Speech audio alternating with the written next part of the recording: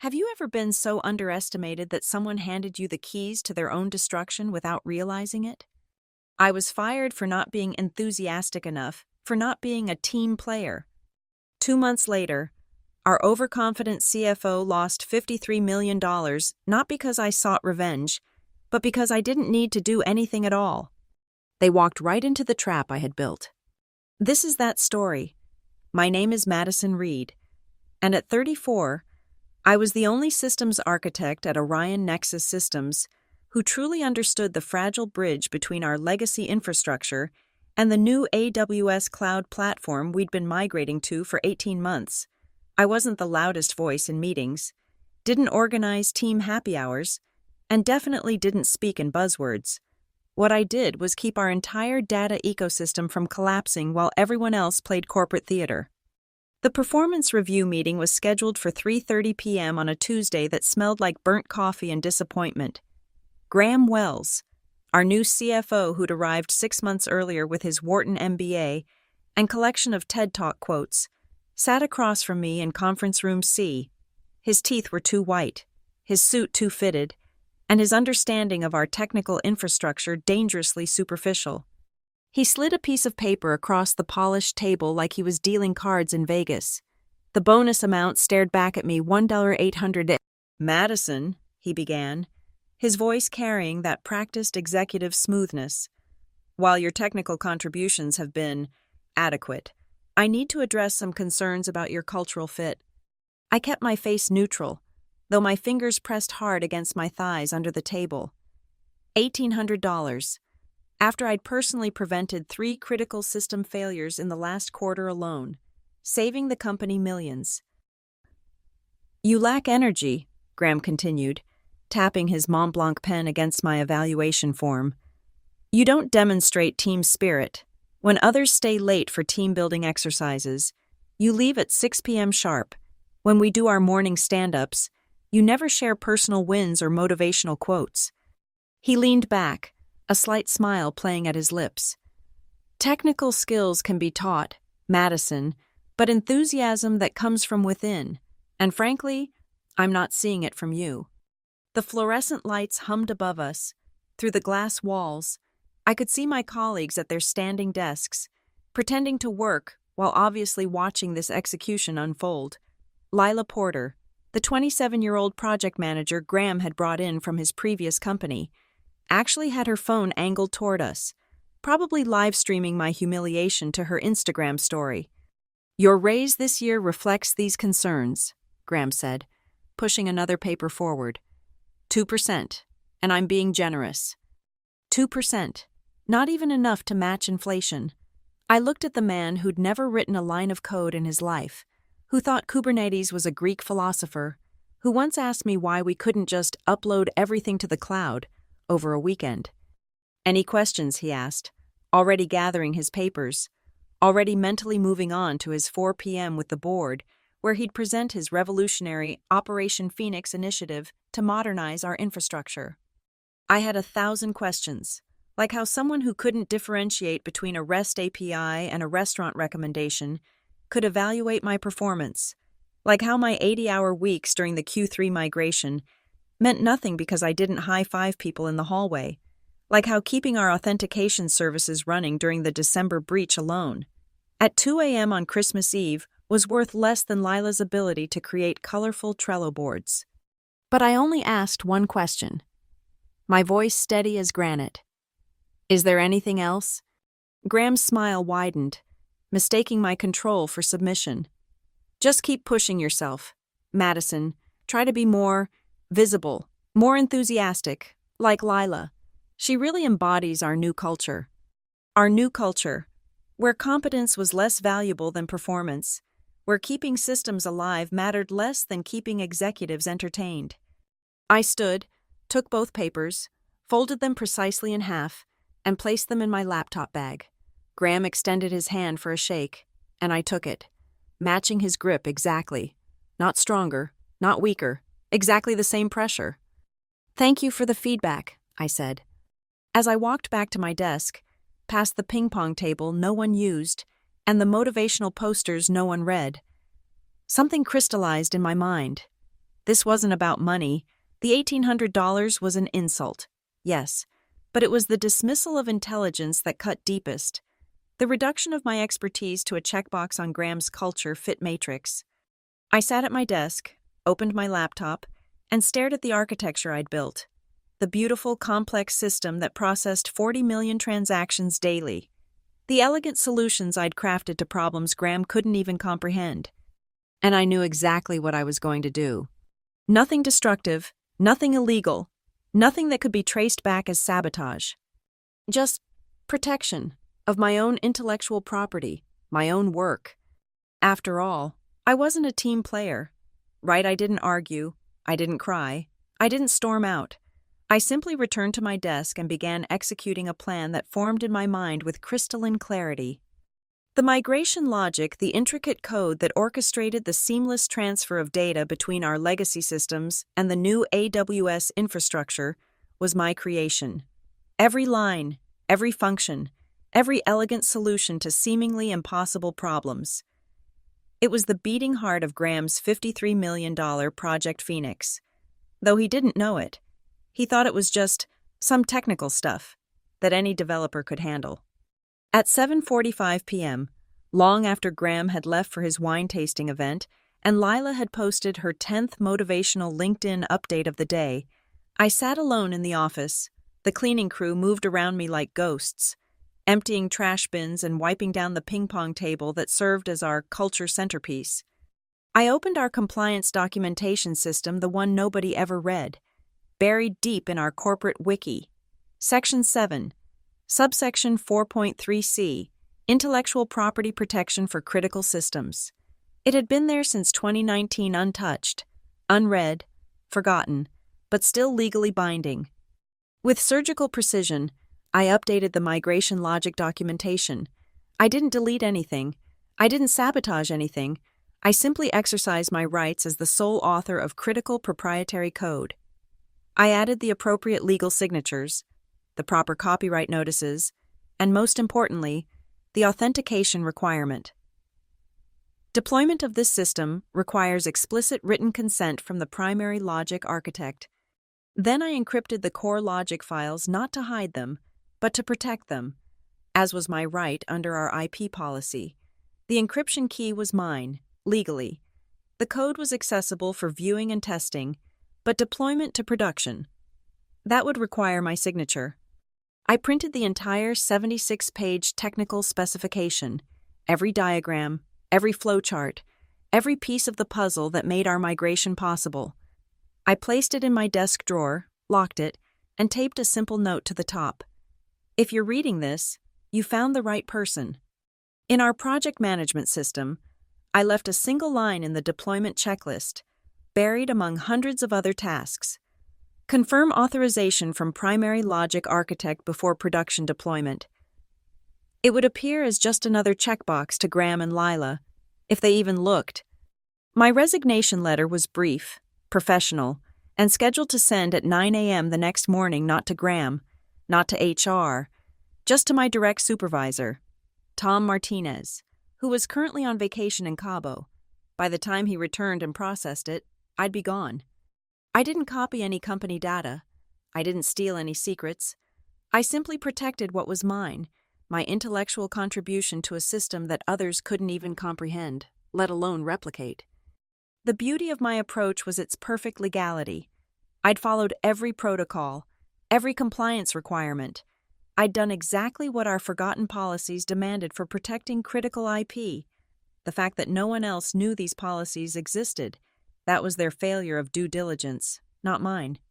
At 8:30 p.m., I walked through the office one last time, past Graham's corner office with its golf trophies and framed magazine covers, past the war room where Lila had covered every wall with sticky notes containing words like synergy and acceleration, past the server room where my code hummed quietly, keeping everything running.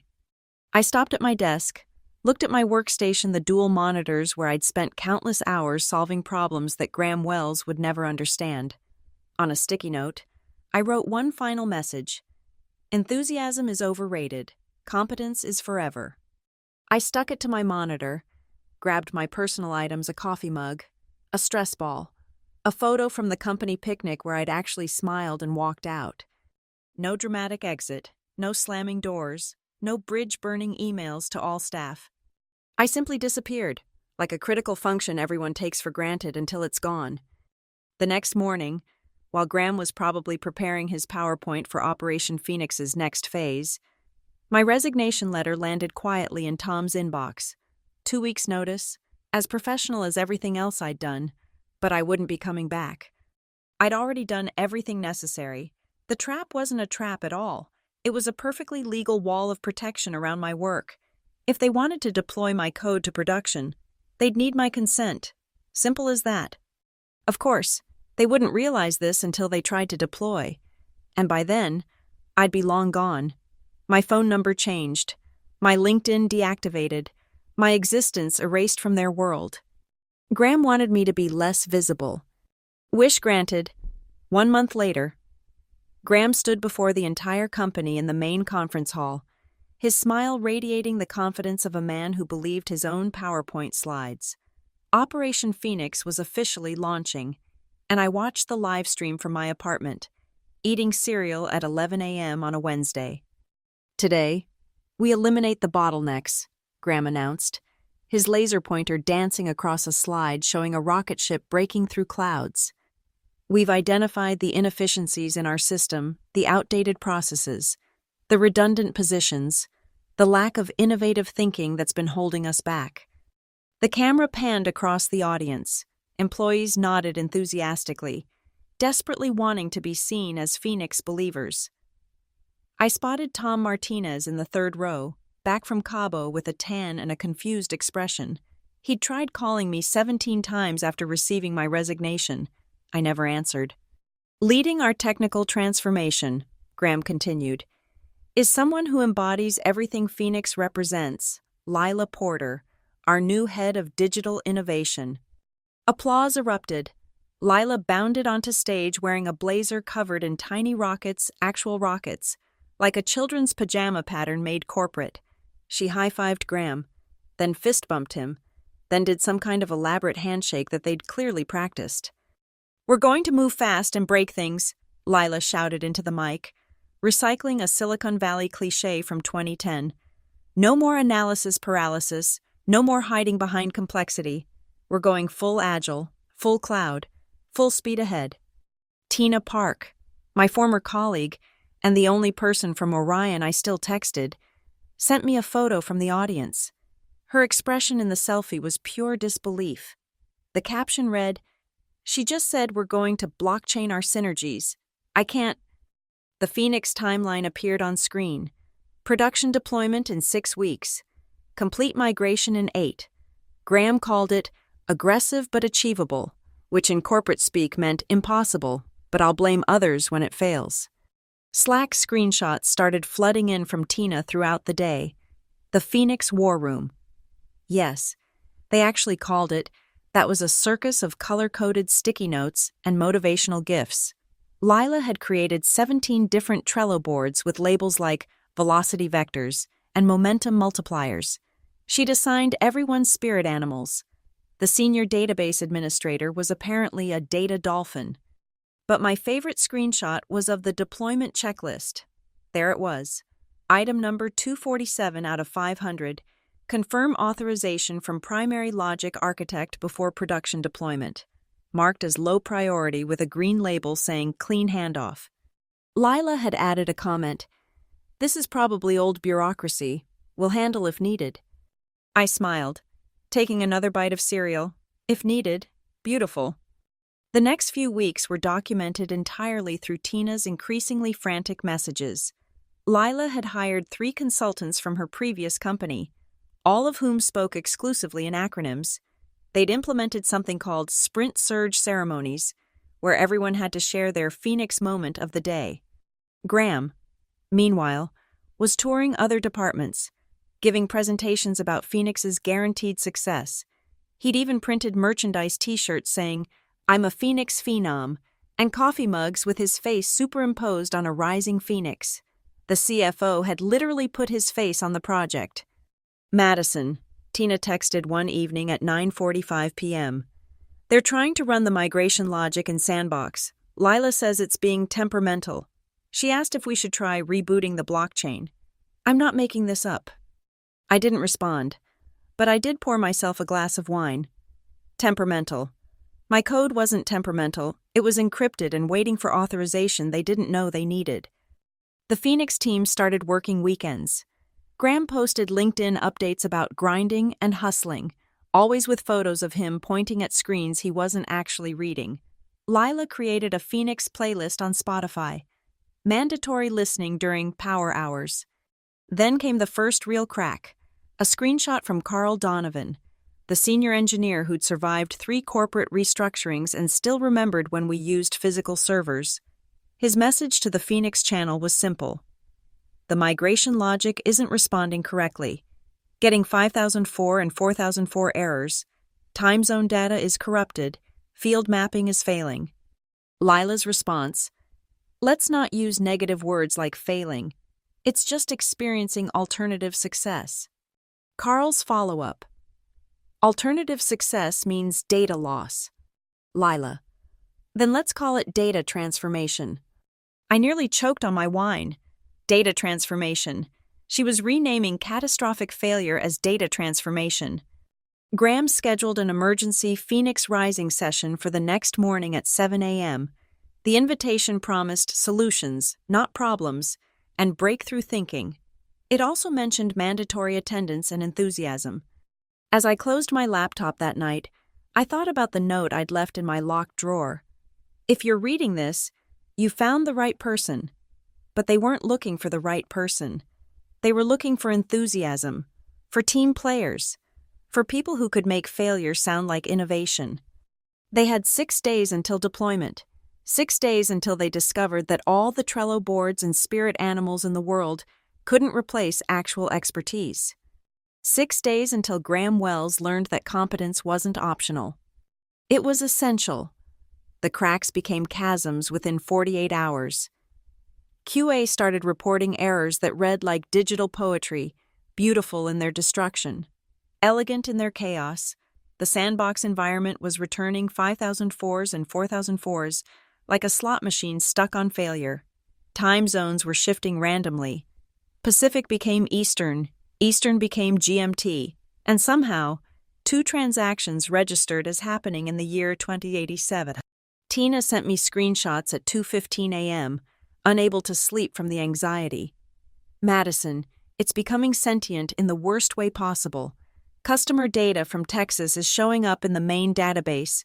Main data is just gone. The Phoenix War Room had transformed from a temple of optimism to a psychiatric ward with sticky notes. Lila had created a new Trello board called Opportunity Storms, where she reframed each critical error as a growth moment. Error 5004 became Database Dialogue Opportunity. Missing customer data was labeled Information Liberation Experience. Graham called an all-hands at 6 a.m. the next morning. Even through Tina's shaky phone video, I could see the cracks in his armor. His tie was loose, his Phoenix presentation had typos, and he'd forgotten to hide the browser tab showing his updated LinkedIn profile already positioning himself for his next role. We're not facing problems, Graham announced, his voice slightly hoarse. We're facing opportunities to demonstrate our resilience. Phoenix doesn't rise without first experiencing flames. Carl Donovan, blessed with the confidence of someone too skilled to fire, raised his hand. The migration logic isn't working. We need to understand why the core functions are failing. Failing is a strong word, Lila interjected, her rocket blazer now paired with Phoenix earrings she'd apparently had custom-made. Let's say they're exploring alternative pathways. Alternative pathways that lose customer data, Carl shot back. Graham's eye twitched. Lila's team is handling it. We have full confidence in our new approach. But Lila's team was 3 consultants who spent more time updating their Instagram stories about startup life than writing code. One of them, Derek, had actually asked if they could use AI to fix the AI, which wasn't even wrong enough to be wrong. It was in a different universe of misunderstanding. The next morning brought worse news. A test deployment to the staging environment had corrupted 3 weeks of transaction logs. The backup system, which Lila had marked as redundant redundancy and deprioritized, hadn't run in a month. Carl started digging, really digging. While Lila was leading a Phoenix meditation hour to manifest solutions, Carl was in the basement archives, going through physical documentation that predated Graham's arrival. That's where he found the binder, my binder, the one I'd printed and locked in my old desk drawer. Tina watched him discover it. She told me later, saw his face change as he read through 76 pages of meticulous documentation, complete with diagrams that explained exactly how the migration logic worked and, more importantly, the legal disclaimer on page 3 about IP protection and required authorizations. "Holy shit," Carl had whispered, which from him was equivalent to screaming. He found the note about Clause 43C, found the authentication requirement, found the single line in the deployment checklist that everyone had ignored, the line that Lila had labeled clean handoff with a green tag and a rocket emoji. Carl didn't go to Lila. He didn't even go to Graham. He walked straight to Diana Cole's office, head of compliance and legal, a woman who wore her law degree like armor and had once made a Fortune 500 CEO cry during a deposition. I wasn't there for their conversation, but Tina was walking past Diana's office when Carl emerged. His face was pale. Diana's was stone. "Get me Wells," Diana had said to her assistant. "Now!" The Phoenix War Room went quiet at 4:30 p.m. Lila was mid-sentence about leveraging our learnings when Graham's phone buzzed. His face went through a spectrum of colors as he read the message: white, red, green, and finally, a shade I can only describe as corporate gray. "I need to step out," he mumbled, leaving Lila standing there with her laser pointer aimed at nothing. The team dispersed slowly, unsure what to do without their leader. Lila tried to maintain energy, suggesting they do trust falls to rebuild momentum, but even the consultants were checking LinkedIn job postings. Carl found Tina in the break room an hour later. "Madison protected her code legally," he said quietly. "Every deployment needs her authorization. We can't launch Phoenix without her signature." "Where is she?" Tina asked, though she knew I'd disappeared completely. "Gone, phone disconnected, email bounces, LinkedIn deleted. She's a ghost." Carl pulled up the deployment checklist on his phone, scrolled to item 247. There it was, marked low priority, tagged with Lila's cheerful clean handoff label, the one line that could have prevented everything if anyone had bothered to read it.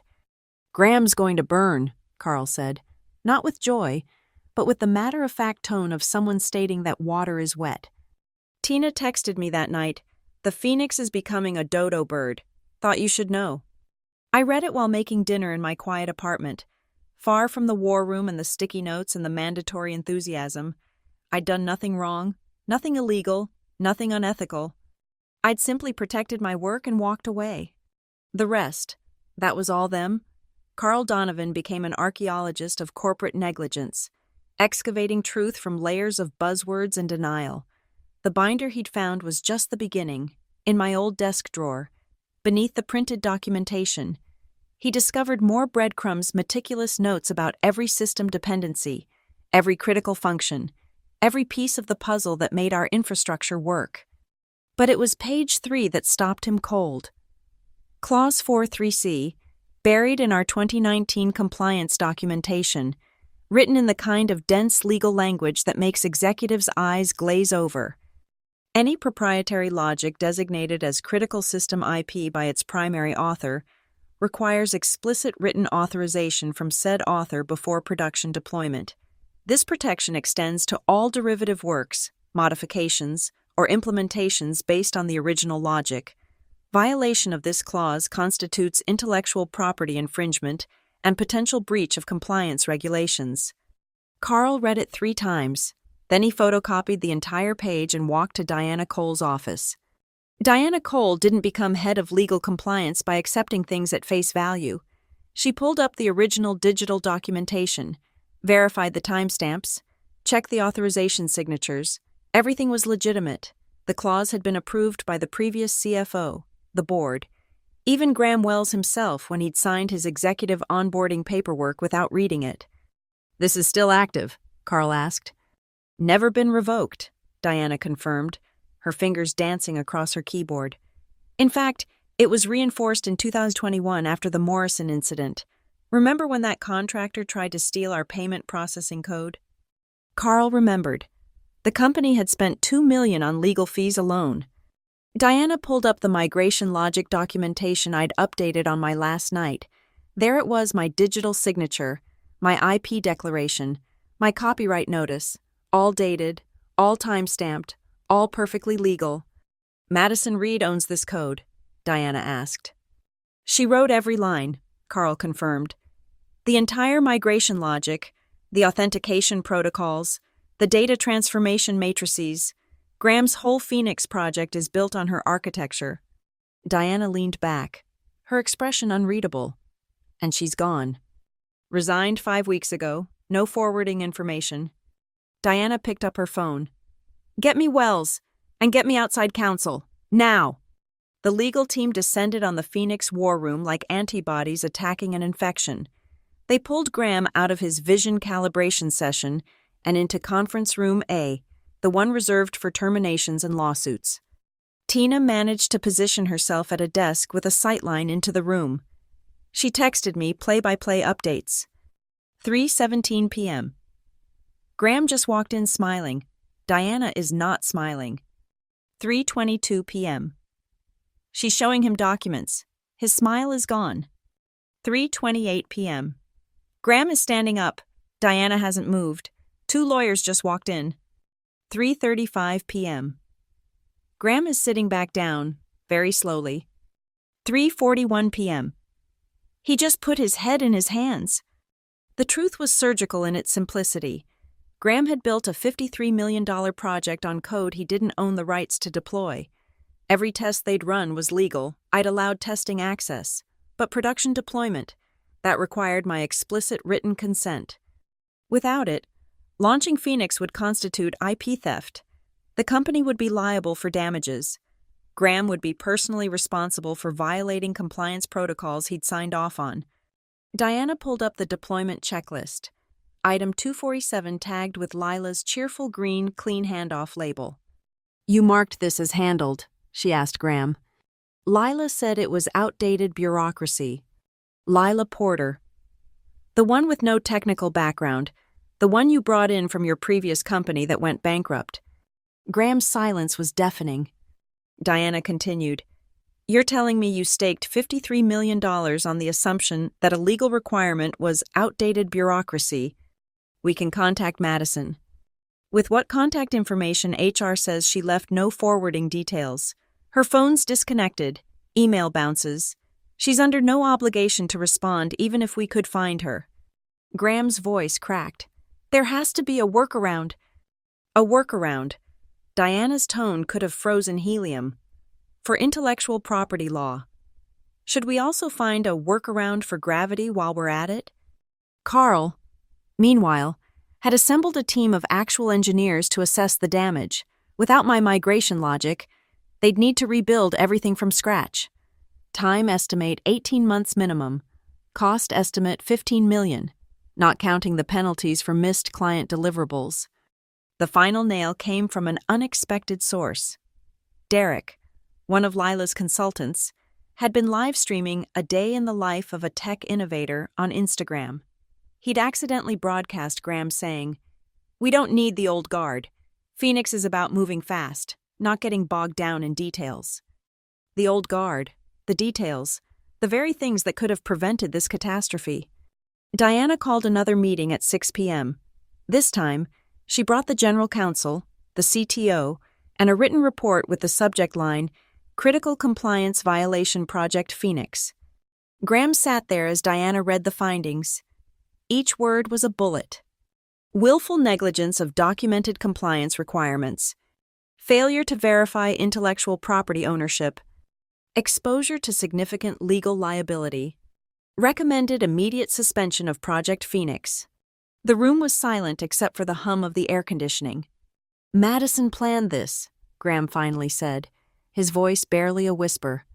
Madison followed the law, Diana corrected. You ignored it. The silence in conference room A was suffocating. Carl stood at the head of the table, the binder open before him. My 76 pages of documentation spread out like evidence at a murder trial. Graham sat frozen, his Phoenix momentum finally, completely stalled. Carl placed the binder directly in front of Graham, his movements deliberate and measured. He pointed to Clause 4.3c, highlighted now in yellow marker that seemed to glow under the harsh conference room lights. This is dated 2019, Carl said quietly, reinforced in 2021. You signed acknowledgement of all compliance documentation when you joined as CFO 6 months ago. Graham's attempt at a smile looked more like a grimace. That's outdated paperwork, legacy bureaucracy. We're agile now. We move past. This isn't a suggestion, Carl interrupted. It's legally binding. Diana Cole sat at the far end of the table, fingers steepled, watching Graham with the patience of someone who'd seen many executives talk themselves into corners. She'd brought 2 junior legal associates who were furiously taking notes, documenting every word. Let me be clear, Diana said, her voice cutting through Graham's attempted deflection. Madison Reed's migration logic is protected IP. She followed every protocol. The authentication requirement isn't bureaucracy, it's law. Graham's face flushed. This is sabotage. She did this deliberately. She protected her intellectual property, Diana corrected. Something any competent executive would understand and respect. Carl pulled out his laptop, connecting it to the conference room screen. The deployment checklist appeared, all 500 items in their color-coded glory. He scrolled to item 247, zooming in on Lila's green clean handoff tag. Your head of digital innovation marked this as handled, Carl said. Did she verify it? Silence. Did anyone verify it? More silence. Did you, as CFO overseeing a $53 million project, verify that you had legal authority to deploy the code your entire project depends on? Graham stood abruptly, his chair rolling backward. We can negotiate with Madison, offer her money, bring her back as a consultant. With what contact information, Diana asked. She's under no legal obligation to respond to us. She resigned properly, gave notice, left documentation. She did everything right. There has to be something. Carl clicked to the next slide. It was a screenshot from the company wiki, showing who had last accessed the compliance documentation. Graham Wells, never. Lila Porter, never. The entire Phoenix team, never. Madison even left the full documentation in her desk, Carl said, his tone now carrying an edge of disgust. Locked, but with a note saying, if you're reading this, you found the right person. But no one looked. No one thought the technical architect who built your entire system was worth consulting. The room fell silent again. Through the glass walls, the office was emptying, people heading home to their Friday evening plans. The Phoenix War Room sat abandoned, its sticky notes and motivational posters looking pathetic in the fading light. Diana's phone buzzed. She read the message, her expression darkening. The client is asking about the deployment delay, she said. Apparently, Lila sent them a celebration email yesterday saying Phoenix would launch on schedule. Graham sank back into his chair. We need more time. We need Madison Reed's authorization, Diana stated flatly. Without it, we have nothing. The staging environment is corrupted. The backup systems are offline, and we cannot legally deploy the only code that works. Carl closed his laptop. I've had my team assess alternatives to rebuild Madison's logic from scratch, understanding all the dependencies and edge cases she handled 18 months minimum, and that's if we hire specialists immediately. 18 months, Graham's voice cracked. She built it over 2 years, Carl replied. Alone, while you were doing team-building exercises and making Phoenix merchandise, she was solving problems you couldn't even understand. Diana stood, gathering her papers. I'm recommending immediate suspension of Project Phoenix to the board. We need to assess our legal exposure and develop a mitigation strategy. This will destroy my... Graham caught himself. This will impact the company's reputation. Your reputation, Diana corrected. The company will survive. Whether you will is another question. She paused at the door. Carl, I need you to secure all documentation related to the migration logic. Everything Madison created. It's evidence now. Carl nodded, but added, just to be clear, we have the documentation. We can see the code. We just can't use it. It's like having a Ferrari without the keys. Or, Diana said, looking directly at Graham, like having a CFO without competence. The meeting ended with no resolution, no action items, no next steps, just the slow realization that Graham's Phoenix wasn't rising, it was crashing, and taking $53 million with it. As Carl packed up the binder, he found one more note tucked into the back cover, something I'd written in small, neat handwriting. Enthusiasm is optional. Competence is not. You chose wrong. Graham read it 3 times before Carl closed the binder and walked out, leaving the CFO alone in the conference room with his motivational posters and his catastrophic failure. The Phoenix was dead. It just didn't know it yet. The boardroom at Orion Nexus Systems occupied the entire 40th floor, with floor-to-ceiling windows offering a view of the city that was meant to inspire big thinking. At 9 a.m. sharp on Monday morning, it became Graham Wells's execution chamber. The board had assembled in emergency session. 7 figures sat around the mahogany table, each having canceled international flights and postponed acquisitions to be here. The chairman, Richard Blackstone, a 70-year-old veteran who'd built 3 Fortune 500 companies, sat at the head, his expression unreadable.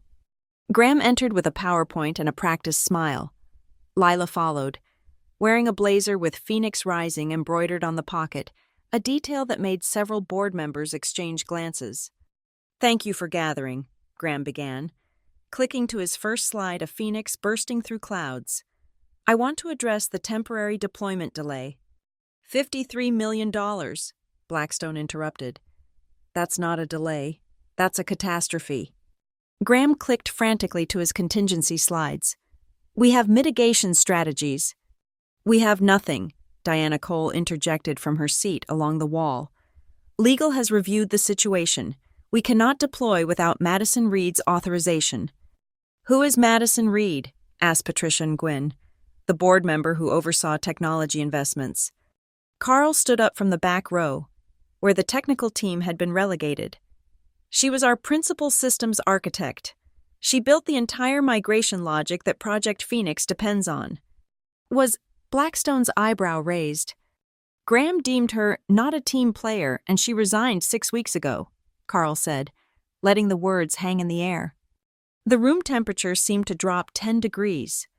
Graham attempted recovery. She was lacking enthusiasm, not aligned with our new culture.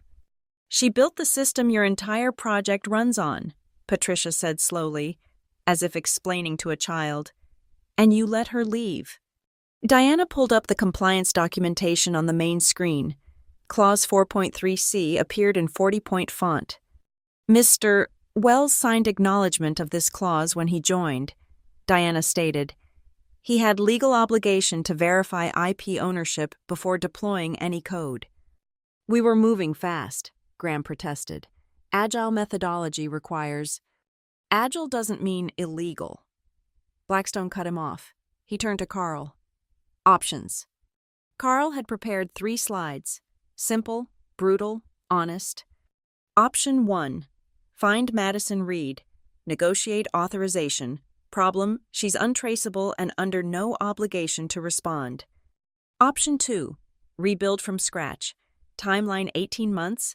Cost $15 million plus penalties for missed deliverables. Option 3. Abandon Phoenix. Write off the $53 million. Face client lawsuits. The board absorbed this in silence. Through the windows, the city hummed with the business Graham had thought he understood. How did this happen? Asked James Morrison, the longest-serving board member. How did we stake everything on code we don't own?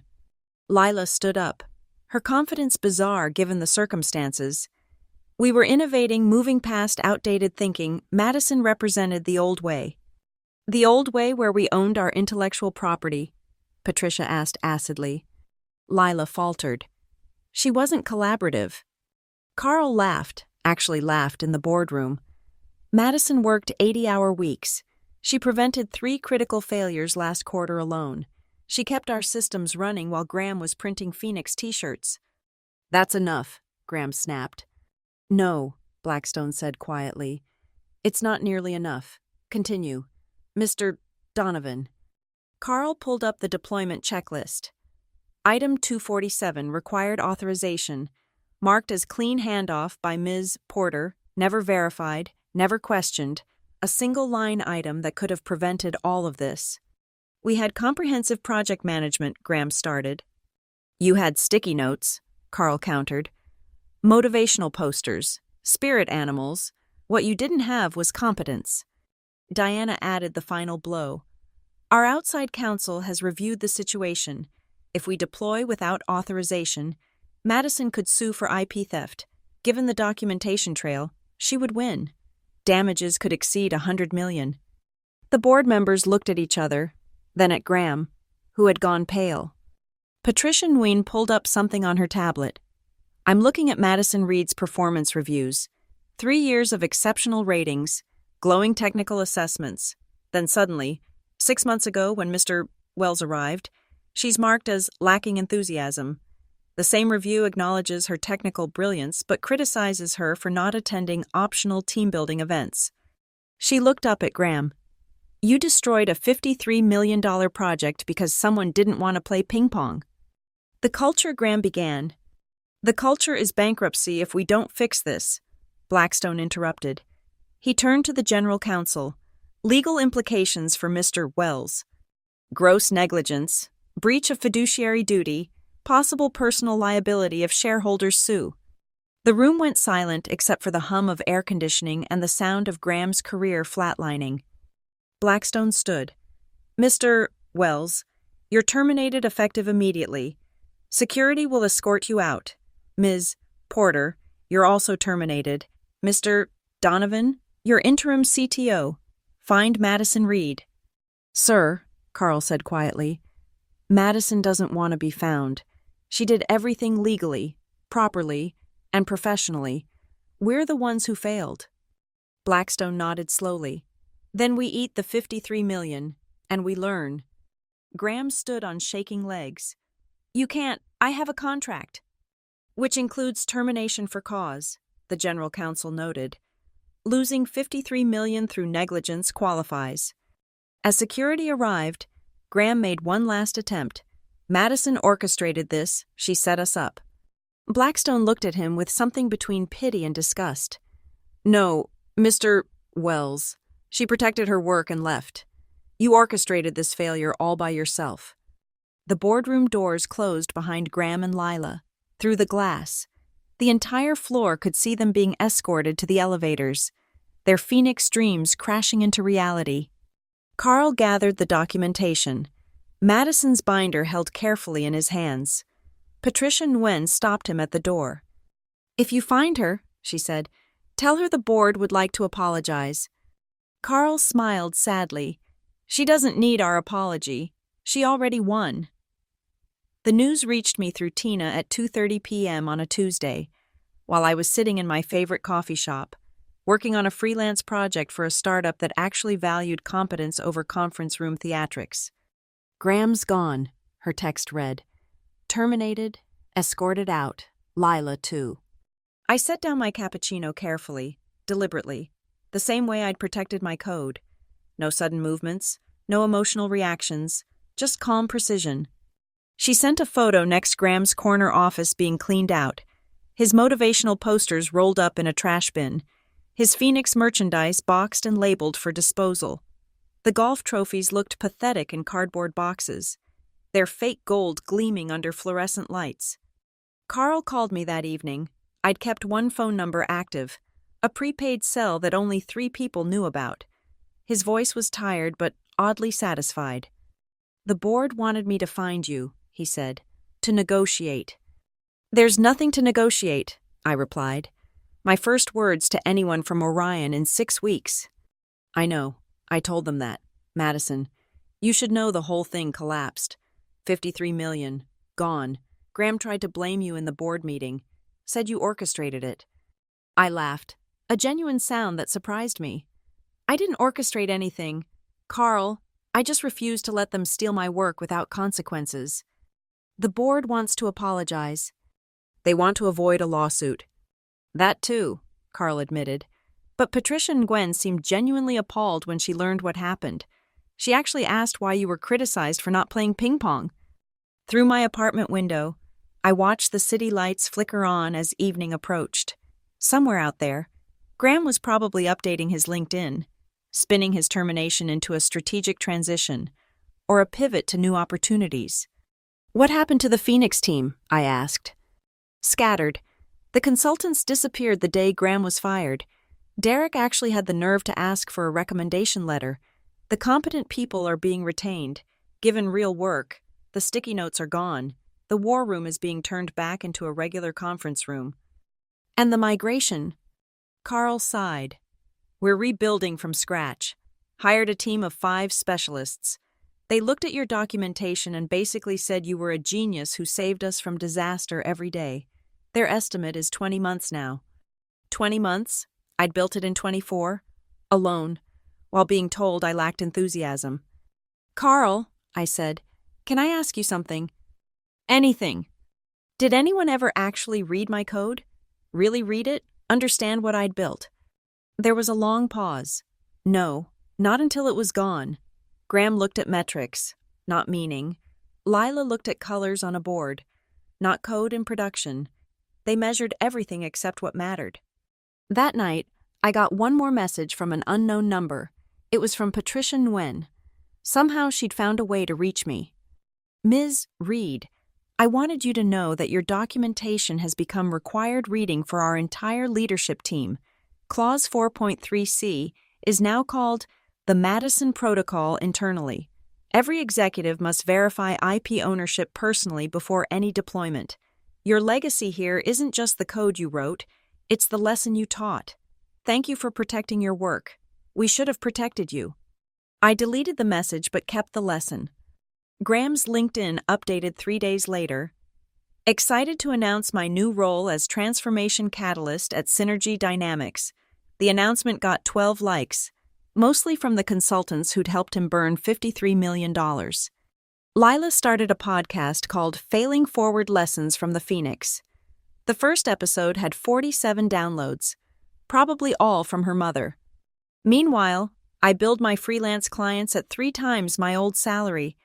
They paid without question because they understood something Graham never did. Competence has value. Real, measurable, irreplaceable value. I never sued Orion. Never needed to. The $53 million they lost was punishment enough. The industry whispers about Graham's catastrophic failure were justice enough. The fact that my documentation became their Bible was vindication enough. But the real victory? It was smaller, quieter, perfect. It was Carl's final text to me, sent late one night. Found your sticky note on your old monitor. Enthusiasm is overrated. Competence is forever. We framed it. It's hanging where Graham's biggest motivational poster used to be. I smiled, closed my laptop, and poured myself a glass of wine. Somewhere. Graham was probably leading a vision session at his new company, drawing phoenixes on whiteboards, promising transformation. Let him? I had protected what was mine. I had walked away clean, and I had won without throwing a single punch. They never saw it coming because they never saw me at all. I was just the quiet one, the unenthusiastic one, the not a team player one. Turns out, those are exactly the ones you should watch out for. We're the ones who document everything. Thank you for listening to this story. I'd love to know where you're listening from. Drop a comment, and let's connect. Don't forget to subscribe to the channel and share your thoughts. Have you ever dealt with a toxic boss who undervalued your expertise? Let me know your story in the comments below.